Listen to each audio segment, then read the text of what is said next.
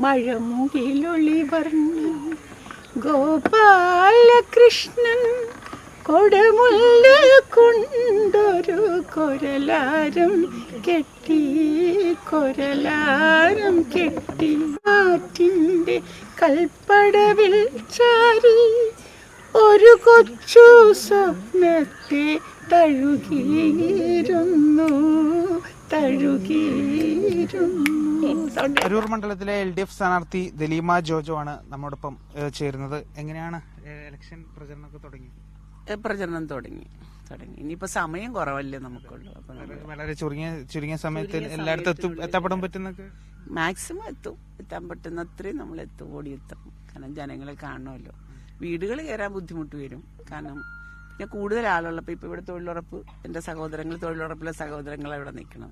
അപ്പൊ അവരെ ഒരുമിച്ച് കാണാൻ പറ്റുമ്പോൾ നമുക്ക് അത്രയും ഇത് കുറഞ്ഞു. ബാക്കി പ്രധാനപ്പെട്ടവരെ ചെന്ന് കാണുക എന്നുള്ളത് നമുക്ക് നിവൃത്തിയുള്ളത്. എല്ലാവരെയും അപേക്ഷിച്ചും അങ്ങനെ തന്നെയുള്ളൂ. ഏത് ജനപ്രതിനിധിനെ അപേക്ഷിച്ചും അത്രയേ ഉള്ളൂ. ഗ്യാപ്പില്ല, അധിക സമയമില്ല. അപ്പൊ അതിനായിട്ട് ഇപ്പൊ പോയിക്കൊണ്ടിരിക്കുക. എന്തൊക്കെയാണ് സർക്കാരിന്റെ വികസന നേട്ടങ്ങൾ തന്നെയാണോ പ്രധാനമായും പ്രചരണമായിട്ട്? തീർച്ചയായിട്ടും നമ്മുടെ മണ്ഡലത്തിൽ തന്നെ ചൂണ്ടിക്കാണിക്കാൻ അനേക വികസന പ്രവർത്തനങ്ങളുണ്ട്. 316 കോടിയുടെ പാലങ്ങൾ തന്നെ നടക്കുന്നുണ്ട്. ഇപ്പൊ പെരുമ്പളം പാലം ഉദ്ഘാടനം ചെയ്യപ്പെട്ടു, വിളക്കുമരം പാലം ഉദ്ഘാടനം ചെയ്യപ്പെട്ടു, വാക്കയിൽ പാലം ഉദ്ഘാടനം ചെയ്യപ്പെട്ടു. ഇനി നേരെക്കടവ് മാക്കേക്കടവ് പാലം ഇപ്പൊ ഉദ്ഘാടനം ചെയ്യാൻ പോകുന്നു. ഇത് കഴിഞ്ഞ ഉടനെ ഉദ്ഘാടനം വരും. പിന്നെ തുറവൂർ ആശുപത്രി 54 കോടിയുടെ അത് നടന്നു. ഇതൊക്കെ 100 കോടിയുടേതാണ്. വൻ പ്രോജക്റ്റുകളെല്ലാം ഏകദേശം നടന്നുകൊണ്ടിരിക്കുകയാണ്. ഇപ്പോൾ കെൽട്രോൺ കുമ്പളങ്ങി പാലം നടന്നുകൊണ്ടിരിക്കുന്നു. ഇനി അനേകം ചെറിയ പാലങ്ങളുണ്ട്. 5 തുരുത്തു പാലം, കാക്കത്തുരുത്തു പാലത്തിന് സ്ഥലം കൊടുത്തു കഴിഞ്ഞു. അതിപ്പോൾ എടുക്കുന്നുണ്ട്. അതുപോലെ ഇവിടെ ഇത് വയലാർ ഇൻഫോ പാർക്ക് പാലം ഇപ്പോൾ ഇതിലെടുത്തിട്ടുണ്ട്. വല്യാറപ്പാലം, ചെറിയ പാലം 3 കോടിയുടെയൊക്കെ ചെറിയ പാലങ്ങളുണ്ട്. കരിമാഞ്ചേരി പിന്നെ നീണ്ടകര പാലം, അങ്ങനെ പാലം തന്നെ 316 കോടിയുണ്ട്. 20 കോടി സർക്യൂട്ട് ടൂറിസത്തിൽ റോഡുകൾ അന്ന് തന്നെ ചെയ്തിരുന്നു. ഇപ്പൊ 10 കോടി വീണ്ടും സർക്യൂട്ട് ടൂറിസത്തിൽ നമ്മൾ വെച്ചിട്ടുണ്ട്.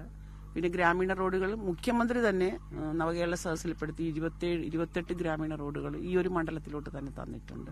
അപ്പൊ ഈ മണ്ഡലത്തിൽ തന്നെ അനേകം അംഗനവാടി 13 വെച്ചിട്ടുണ്ട്. ഇപ്പോൾ ഇനി എന്താ കളിസ്ഥലം, ഒരു പഞ്ചായത്തിന് ഒരു കളിസ്ഥലം എന്നുള്ളത് ഇപ്പോൾ ഓരോ കോടി വീതം. ഇപ്പൊ വളമംഗലം സ്കൂളിന് 1 കോടി വെച്ചു.